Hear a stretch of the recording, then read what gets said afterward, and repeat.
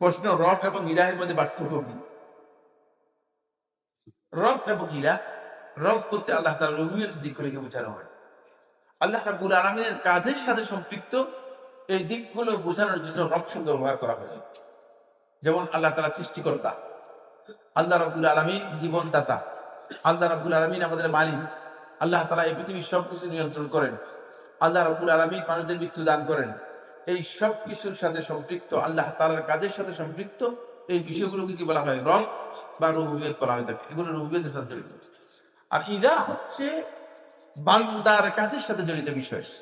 বান্দা আল্লাহর জন্য যে কাজগুলো করে থাকেন, মাহবুদ, এই ইবাদতের সাথে জড়িত যতগুলো বিষয় আছে সেগুলো। আমরা নামাজ পড়ি আমাদের ইলাহকে, মাহবুদকে আল্লাহ। আমরা হজ করি আমাদের মাহবুদকে আল্লাহ। যত প্রকার ইবাদত আছে, ইবাদত সবগুলোর হকদারকে আল্লাহ। ইলাহ হচ্ছে ইবাদতের সাথে জড়িত বিষয়, ইবাদতের সাথে জড়িত বিষয়।